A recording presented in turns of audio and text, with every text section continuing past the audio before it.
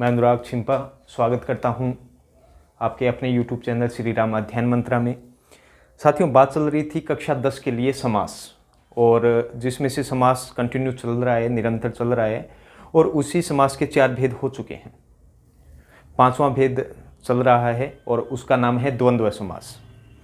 तो उस द्वंद्व समास के बारे में चर्चा कर लेते हैं। लेकिन द्वंद्व समास के बारे में आपको सीधा सीधा बता देता हूँ, लगता सरल है। आप कहोगे जी सरल है, सबको सरल लगता है, लेकिन एक बात बता दूं, द्वंद्व समास सरल नहीं है। इसके भी उपभेद होते हैं, और शब्द है वो सीधे नहीं कि लाभ हानि आ गया तो सीधे सीधे कर दिया जी लाभ और हानि।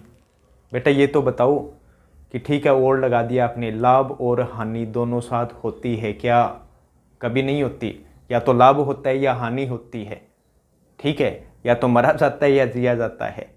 मर और जी वो अलग बात हो जाती है, ठीक है साथियों। हाँ, बेवड़े की बात अलग है कि वो मरता भी है, जीता भी है, और उसके अलावा गुसंडी भी खाता है नाड़ी के अंदर। तो द्वंद्व समास पे चर्चा कर लेते हैं, उनकी विशेषताएं क्या क्या है। तो पहली बात आपको बता देता हूँ कि द्वंद्व समास में दोनों पद क्या रहते हैं, प्रधान रहते हैं, पहली बात। और जो समस्त पद होता है, समस्त मतलब जो समास विग्रह आप कर देते हो, वो योजक चिन्हों द्वारा जुड़ा रहता है। और तीसरी चीज़ इसमें आप कह सकते हो कि समास विग्रह करते समय बीच के अंदर, दोनों पदों के बीच के अंदर और या का प्रयोग कर सकते हैं, या अथवा का प्रयोग कर सकते हैं। तो देखते हैं द्वंद्व समास को। टॉपिक है समास चल ही रहा है अपना, तो आज का टॉपिक है द्वंद्व समास। कौन सा समास? द्वंद्व समास। ये है अपना मास, मास, वो वाला, ठीक है। तो पहले इसकी विशेषताएं देख लेते हैं। पहली इसकी विशेषता है कि द्वंद्व समास में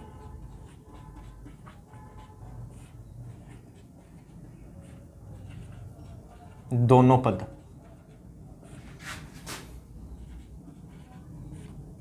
प्रधान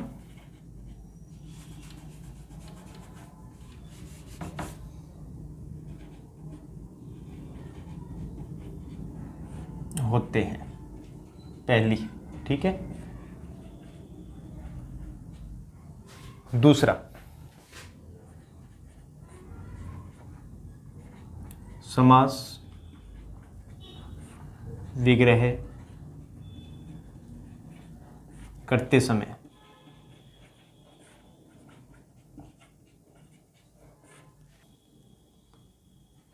और अथवा या का प्रयोग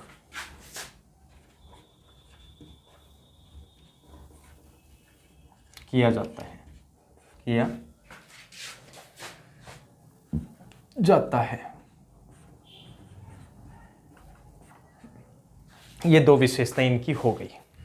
तीसरी विशेषता, समस्त पद। समस्त पद का अर्थ क्या हो गया? समास विग्रह, ठीक है। समस्त पद के दोनों पदों के मध्य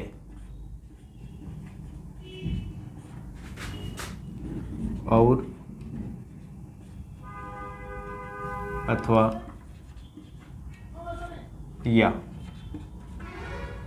योजक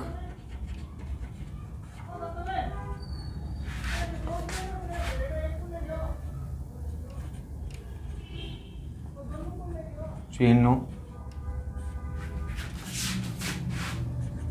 का प्रयोग होता है,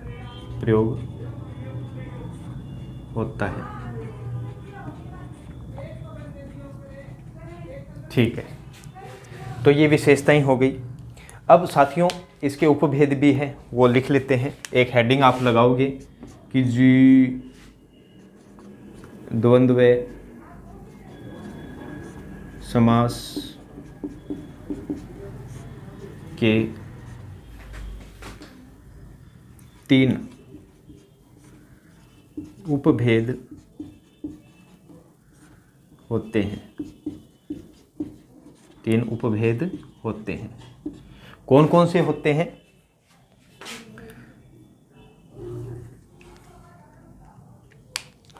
नंबर 1,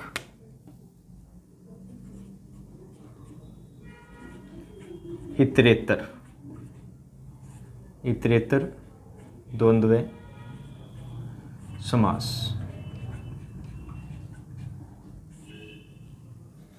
खे इतरेतर द्वंद्व हो गया। फिर है दूसरा समाहार द्वंद्व समास। और तीसरा है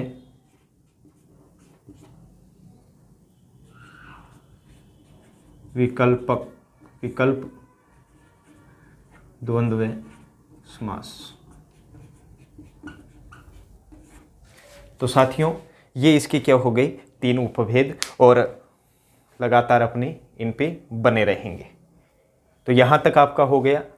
तो अब सबसे पहला उपभेद अपने लगा लेते हैं, कौन सा? इतरेतर द्वंद्व समास। तो लगभग 15-20 एग्जाम्पल हो जाएंगे आपके।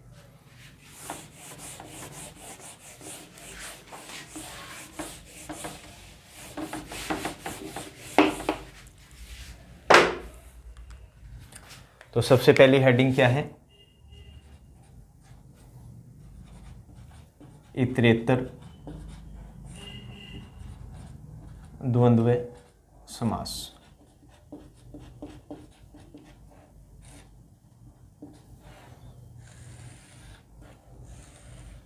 तो इसकी साथियों विशेषताएं क्या क्या है और एग्जाम्पल क्या रहेंगे वो मैं आपको बता देता हूं, जो सामान्यतः आपके नज़रों में रहते हैं लेकिन पहचान नहीं पाते। तो पहली विशेषता इसकी क्या रहेगी? आप लिख सकते हो सीधे सीधे। देखो साथियों, द्वंद्व समास में 2 पद होते हैं, आप जानते हो। और इतरेतर द्वंद्व में भी क्या रहेगा? जो दोनों पद रहेंगे उनका समान महत्व रहेगा, ना उसको ज़्यादा महत्व देना है ना उसको, मतलब दोनों का बराबर महत्व रहेगा। वहाँ क्या होता है? इतरेतर द्वंद्व होता है। और दोनों पदों के मध्य क्या योजक चिन्ह लगा देंगे? और, जो दोनों को जोड़ेगा और समान महत्व देगा। ठीक है ना? राम और श्याम दोनों मैदान में खेल रहे हैं, दोनों ही खेल रहे हैं, दोनों बराबर है। कुट्टो पकड़ पकड़ के, लिटा लिटा के मारो, डुक्काई डुक्काएंगी, डुक्काई डुक्काएंगी। ठीक है ना? तो ऐसा भी नहीं करना है।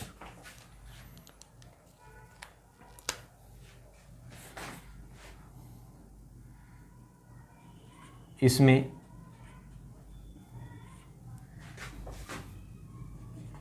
दोनों पदों का समान महत्व होता है। पहली बात। दूसरी बात, दोनों पदों के मध्य और योजक चिह्न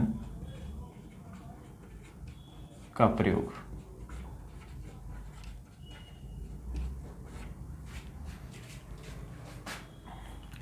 तो साथियों, ये इसकी क्या होगी? 2 विशेषताएं। ठीक है?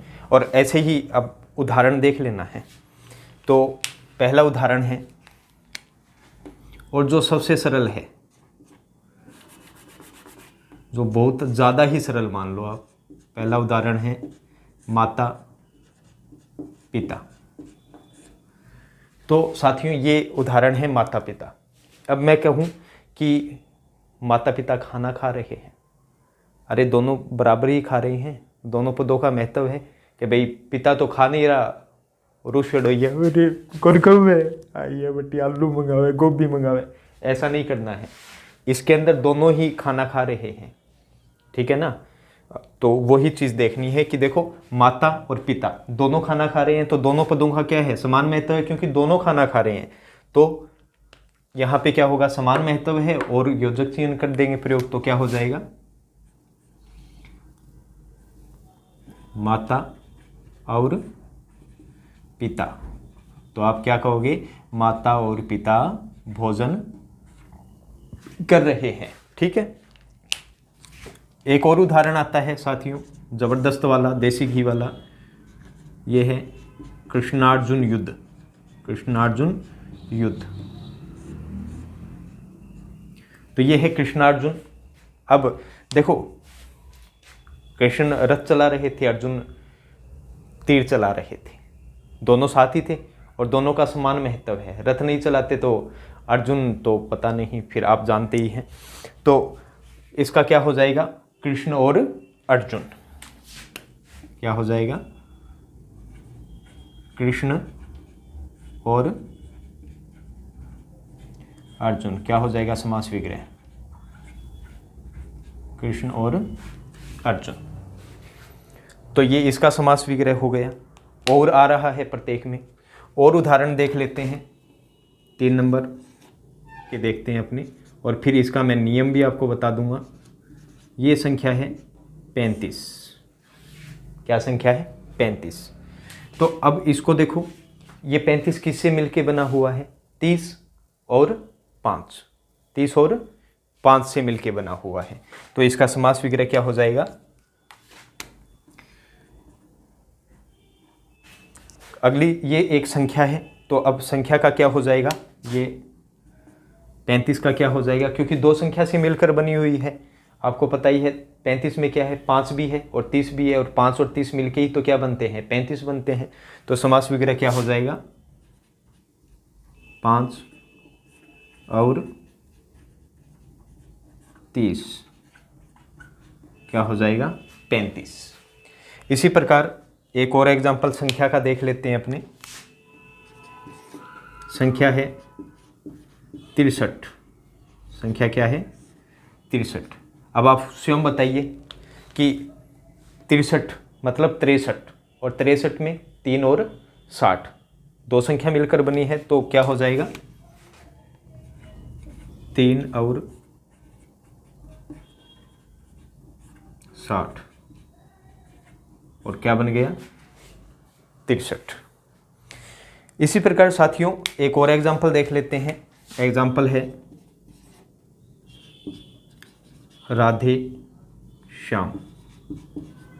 राधे श्याम, राधे श्याम।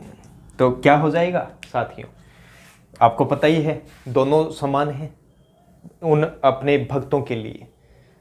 तो क्या हो जाएगा, राधा और श्याम। इसी प्रकार एक और एग्जाम्पल,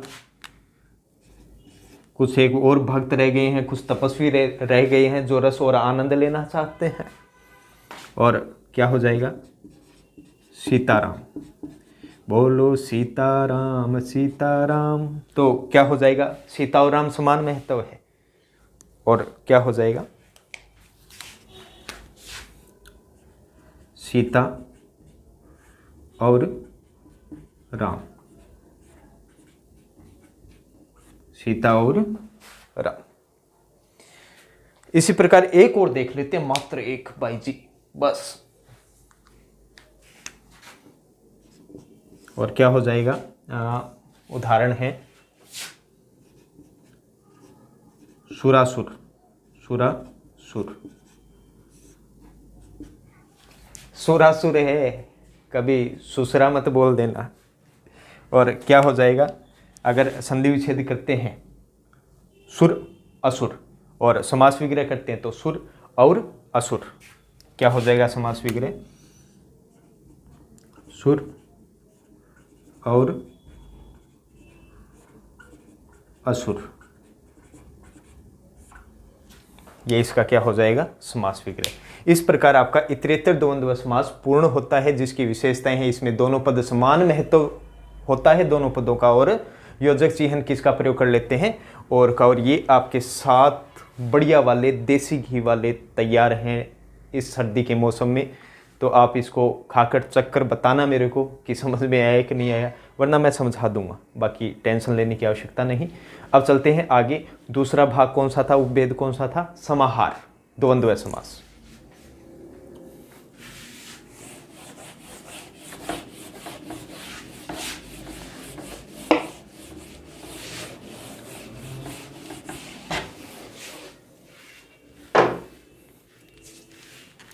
अगला है समाहार द्वंद्व समास।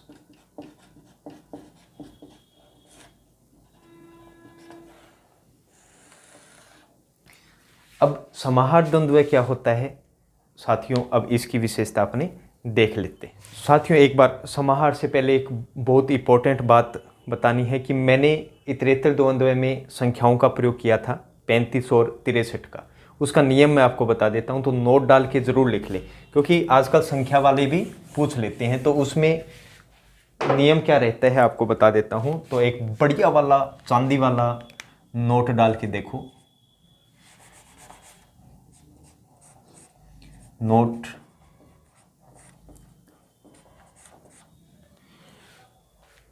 नोट में आपको क्या करना है कि इतरेतर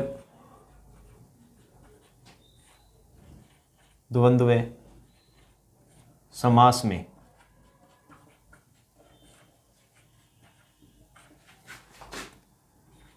संख्यावाची शब्द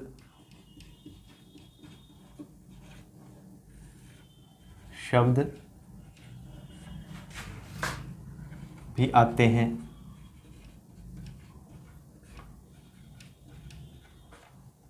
जिनका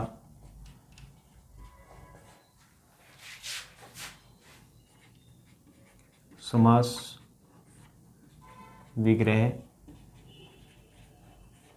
होता है,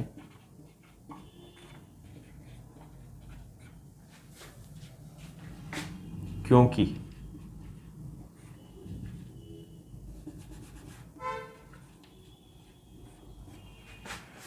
उनमें दो संख्याओं का योग होता है।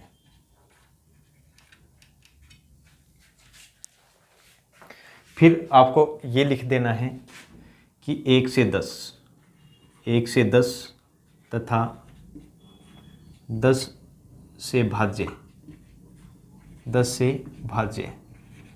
कौन कहता है हिंदी में मैथ नहीं आती, आती है साथियों, हम भी मैथ पढ़ाते हैं। तो 1 से 10 तथा 10 से भाज्य कौन कौन से, 10, 20, 30, 40, 50, 60, 70, 80, 90, 100।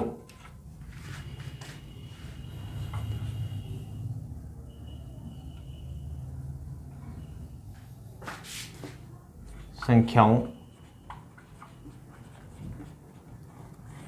को छोड़कर।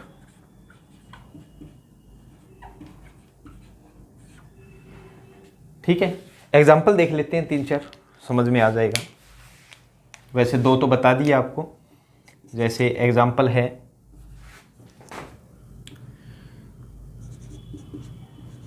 68। क्या है, 68। तो 68 में क्या होता है, 8 और 60 किससे मिलकर बना है, तो इसका समास विग्रह क्या हो जाएगा, 8 और 60, 68। ठीक है, इसी प्रकार एक और एग्जाम्पल है, मैंने लिखा 25। इसका क्या हो जाएगा, 5 और 20, 5 और 20 कितने हो गए, 25, क्योंकि 25 में क्या है, 5 है और 20 है। ठीक है, इसी प्रकार एक और देख लीजिए आप, 91, 91, 1 और 90 कितने हो जाएंगे? 1 और 90 कितना हो गया? 91। तो इस प्रकार क्या हो जाएगा, ये आपका नोट पूरा हो जाएगा। इसमें सिर्फ 1 से 10 तक संख्याओं को छोड़ देना है, क्योंकि इसमें संख्या नहीं होती। अब मान के चलिए आ जाए 1 2, तो या तो आप ये लिखोगे 1 या 2, या आ जाए 5 7, 5 या 7, और उसके बाद में 10 से भाज्य संख्याएं उनको क्या कर देनी है? छोड़ देनी है। और बाकी जितनी भी संख्याएं आई उसमें हमेशा 2 संख्याएं होती है, तो उसमें कौन सा समास हो जाता है? इतरेतर द्वंद्व समास हो जाता है। अब चलेंगे अपने समाहार द्वंद्व समास पर।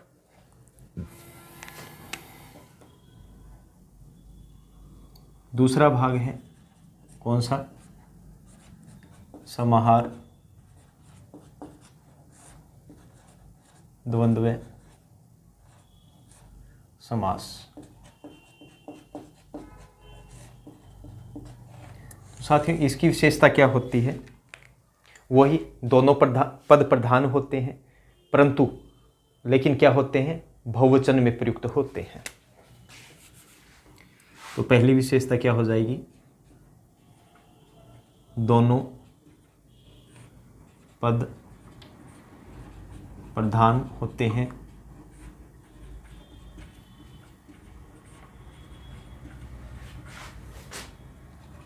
लेकिन बहुवचन में प्रयुक्त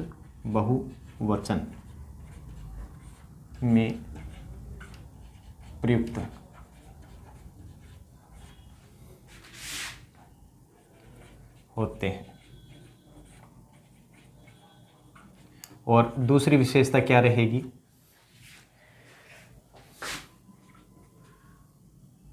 समास विग्रह करते समय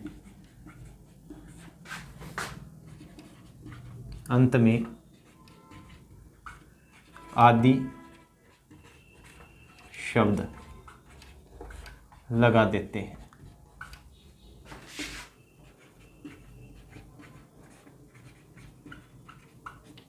ठीक है साथियों, ये इनकी 2 विशेषताएं हो गई कि सीधी सी बात कि पहला पद क्या, दोनों पद क्या रहेंगे? प्रधान रहेंगे, पहली बात, लेकिन बहुवचन में प्रयुक्त होंगे। और समास विग्रह करते समय किस शब्द का प्रयोग कर देंगे? आदि शब्द का प्रयोग कर देंगे। साथियों देखो, एक व्यवहारिक बात है, कोई मेहमान अपने घर आया तो अपने क्या कहते हैं कि ल्याओ रे लठ? नहीं, ये नहीं कहते कि मेहमान आए हैं, चाय पानी की व्यवस्था कीजिए। अब चाय पानी आ गई। अब चाय पानी के अंतर्गत नाश्ता भी तो आ जाता है। आप कहोगे क्या? गुलाब जामुन लेके यार, भुजिया ले यार, कालिया रसगुल्ला ले यार, दौड़िया गुलाब जामुन ला, और चमचम भी लिए, ये अरे लिट जाओ आगे। ऐसा कहोगे क्या? कभी कभी नहीं कहोगे। आप सीधे ही कहोगे कि मेहमान आए हैं, चाय पानी की व्यवस्था करो। तो चाय पानी के अंदर क्या क्या चीज़ आ गई? वो नाश्ता भी आ गया जो आपके मन में है, तो उसमें बहुत सारी चीज़ें आ जाती है। समाहार का मतलब भी क्या होता है? कई चीज़ों का समाहार कर देना। अब चाय पानी के साथ साथ में नाश्ता भी आ जाएगा। अब मैं कहूँ कोई मजदूर काम कर रहे हैं, ऊपर छत पे काम कर रहे हैं, और वो फिसलते फिसलते गिरा, मतलब फिसलते फिसलते बचा, गिरा नहीं, बच गया। तो मैंने उसे क्या कहा? अरे हाथ पैर बचाकर काम कर। अब मैंने इतना कहा कि हाथ पैर बचा के काम कर। अब वो हाथों को बचाएगा, पैरों को बचा लेगा, इतना ही करेगा? फिर सिर तो टाट तो फूट जाएगी, रोड छूल जाएगी, ईंट गिरते ही छूल जाएगी कि नहीं छूल जाएगी? लेकिन हाथ, मैंने इतना बोला है ना कि हाथ पैर बचा कर काम करना, इसके अंतर्गत सिर भी आ जाता है, धड़ भी आ जाता है, सारी चीज़ें इसमें शरीर के संपूर्ण अंग आ जाते हैं। अब वो तो कहते हैं आंगली की लागी थी तो हाथ पैर कहो, आंगली लागी पड़ रे।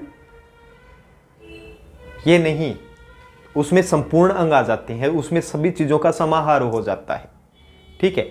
अब तीसरी चीज़ कि आप पार्टी में जाने वाले हो, तो सर्दी का वक्त है, तो पापा ने कहा जल्दी पैंट शर्ट वगैरह पहन ले, पैंट शर्ट आदि पहन ले।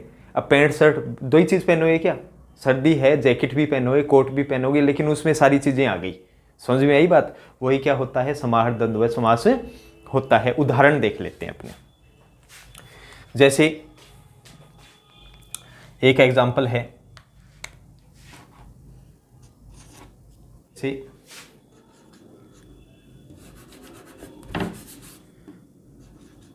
दाल रोटी।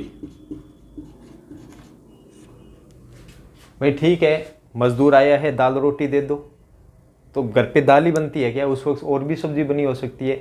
तो दाल रोटी के अलावा सलाद भी हो गया, दही भी हो गया, अगर कुछ मीठा देना है तो मीठा भी दे देंगे। तो उसमें सारा समाहार आ जाता है। और मैंने क्या कहा कि उसके शब्द अंत में क्या आ जाता है, आदि आ जाता है। तो इसका समास विग्रह क्या रहेगा, दाल रोटी आदि। अंत में क्या लगा देना है, दाल रोटी आदि। आदि का मतलब इसमें और भी कुछ मजदूर को दिया गया है, ठीक है ना। तो ऐसे ही मैंने कहा मेहमान आ गए तो क्या करना है अपने को, चाय पानी की व्यवस्था करनी है। तो मेहमान को चाय पानी दोगे क्या, पानी मिला के दे देना, सर्द गर्म होके मार देना बेचारे को। तो कुछ नाश्ता भी देना चाहिए। तो क्या हो जाएगा समास विग्रह, चाय पानी आदि, ठीक है। इसी प्रकार एक और एग्जाम्पल देख लीजिए आप। जैसे है एक एग्जाम्पल ये है कि धोती कुर्ता। क्या है, धोती कुर्ता। भाई खेत चलना है, धोती कुर्ता पहन ले। तो धोती कुर्ते के साथ साथ टोपी भी आ सकती है, बनियान भी आ सकता है, अचकन भी आ सकती है, सारा कुछ आ सकता है, जैकेट भी आ सकती है। तो वो इसका समास क्या हो जाएगा, धोती कुर्ता आदि, ठीक है। अब इसी प्रकार किसी अमीर आदमी के साथ खटपट हो गई, बहस हो गई, वो तो कहेगा मेरे पास बहुत धन दौलत है, ये वो मैं मार दे, सिर पाड़ दे तेरे, जाने मन तू ये जाएगा नहीं करे, मार दिए तो अब क्या है, वो कह रहे धन दौलत। भाई धन है, दौलत है तो बड़ा मकान भी होगा, गाड़ियां भी होंगी, बोला नहीं होगा। वो कहते हैं धन दौलत आदि बहुत है मेरे पास, तो ठीक है, दौलत है, शोहरत है, भगवान का दिया सब कुछ है, ठीक है। तो ऐसा ही एक एग्जाम्पल क्या हो गया, एग्जाम्पल है धन दौलत। धन दौलत, अब धन दौलत के साथ साथ में रुपया पैसा, गाड़ी बंगला, नौकर चाकर, पीगे, ठीक है, सब कुछ आ जाता है उसमें। तो समास विग्रह क्या होगा, धन दौलत आदि, धन दौलत आदि, ठीक है। इसी प्रकार 5 नंबर मैंने कहा हाथ पांव बचाकर क्या करना, काम करना। तो हाथ पांव के अंदर संपूर्ण शरीर आ जाता है, ठीक है ना। तो जरूरी नहीं है कि वो हाथ पांव के लिए ही कहा है। हाथ पांव का मतलब सारा शरीर आ गया। अब हाथ पांव बोल रहा है तो मजदूर तो ध्यान ही नहीं रखेगा, और सिर पे ईंट पड़ गई तो मोर बोले वही होगा फिर। तो इसका क्या हो जाएगा, हाथ पांव आदि। लॉकडाउन में बहुत मोर बोले थे, ठीक है। और एक और देख लीजिए, और वो है, इसका ज़्यादा प्रयोग करते हैं अपने, फल फूल। अब देखो, पहले राजकुमारियाँ जाती थी कि फल फूल ले आओ। अरे फल फूल पत्ता भी तो होता है, फल फूल पत्ते आदि। तो फल फूल के बाद में आदि आ जाएगा, उसके अंतर्गत और भी चीज़ें आ जाएंगी, ठीक है। तो समास विग्रह क्या हो जाएगा, फल फूल आदि। क्या हो जाएगा समास विग्रह, फल फूल आदि। इस प्रकार आपके 6 एग्जाम्पल इसके पूर्ण हो गए और मैं उम्मीद रखता हूँ कि समाहार भी आपको अच्छे से समझ में आ गया। तो मतलब थप्पड़ मुक्के के साथ साथ में पता ही है आपको डुक भी आ सकते हैं, वो भी फैमिली वाले, ठीक है ना। साथियों एक काम और कर लेना, ये जो आपने लगाया है ये निशान इसमें मत लगा देना, मैं गलती से लगा गया यहाँ, आपको ये सीधे सीधे ऐसे कर देना है, ठीक है,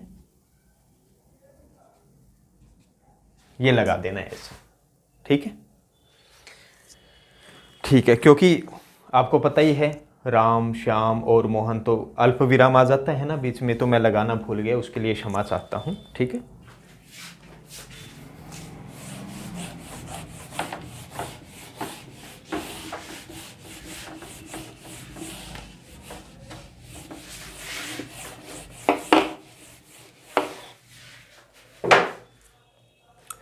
तीसरा है साथियों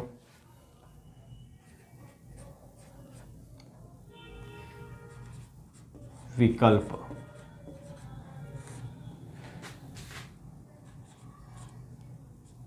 द्वंद्व समास। तीसरा कौन सा है? विकल्प द्वंद्व समास। तो साथियों इसकी क्या विशेषता है? विकल्प का मतलब क्या होता है? आप जाते हो ननिहाल, और ख़ासकर लड़कियां तो ननिहाल जाते हो तो आते वक्त नानी जी क्या कहती हैं, ये 4 सूट हैं, या तो पीलियो ले ले, या हरेड़ो ले ले, या नीलियो ले ले। मन तो करता है सारा कोस के बाद क्यों करूँ कि एक लेना होता है ना, तो विकल्प दे दिया ना नानी ने, तो वही बात होती है। या रैप्टा खाएगी या डुक्का, या रैप्टा खाएगा या डुक्का, तो विकल्प आ गया ना, तो विकल्प इसमें आ जाएगा। और देख लेते हैं पहली विशेषता क्या है।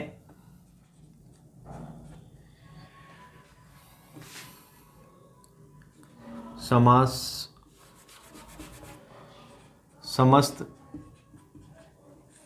पद में दोनों पद विरोधी होते हैं। विरोधी होंगे तभी तो यह आएगा, विरोधी होते हैं, ठीक है। समस्त पद में दोनों पद क्या होते हैं? विरोधी होते हैं। और दूसरी विशेषता, दोनों पदों के मध्य या योजक चिह्न का प्रयोग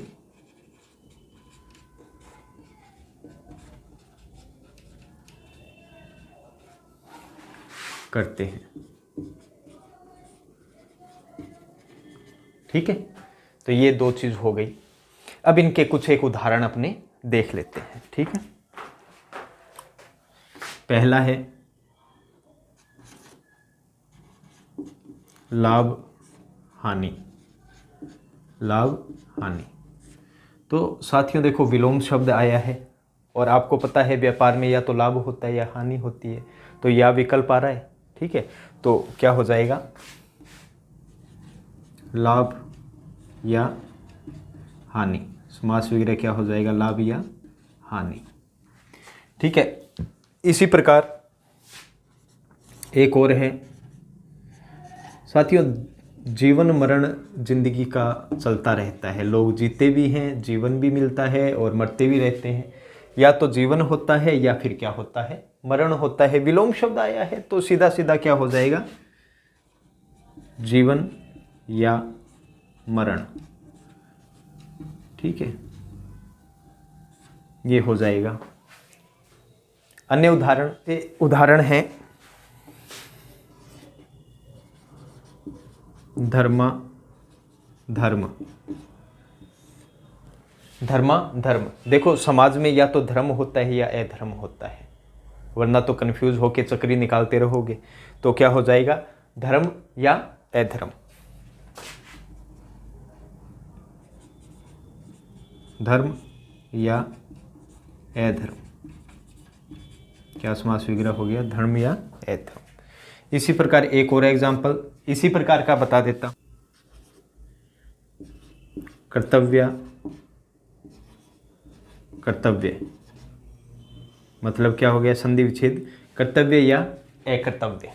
ठीक है, या तो आप कर्तव्य करोगे पूरा या नहीं करोगे, या अकर्तव्य, क्या हो जाएगा समास विग्रह, कर्तव्य या अकर्तव्य। तो साथियों अब आप सोच रहे होंगे नोट लिखवाया था उसमें 1 से 10 संख्या कहाँ गई, 10 से भाज्य कहाँ गई, तो आप सीधे सीधे अब उसके उदाहरण में आपको बता देता हूँ। एक एग्जाम्पल है 1 2, 1 2, या तो 1 होगा या 2 होंगे। भाई सेब लेकर आए हो, या तो 1 होगा या 2 होगा, स्पष्ट दिखेगा, वो तो अलग अलग होंगे दोनों। तो क्या हो जाएगा 1 या 2। ठीक है, इसी प्रकार एक और संख्या, ज़्यादा 2 4 ना करे, जट पाड़ दी मैं पाड़ देगो, गाबा पाड़ दी मैं पाड़ देगो, बाबा ने कह दियो कह देगो, ऐसे। ठीक है ना। तो एक एग्जांपल है गणी 2 4 ना कर, तो क्या है ये 2 4। तो 2 4 का तात्पर्य क्या हो गया, या तो 2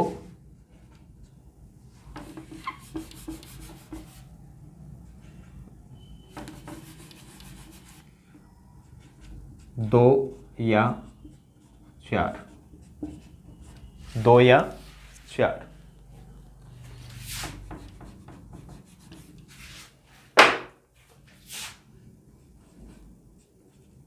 दो या 4, और इस प्रकार आपका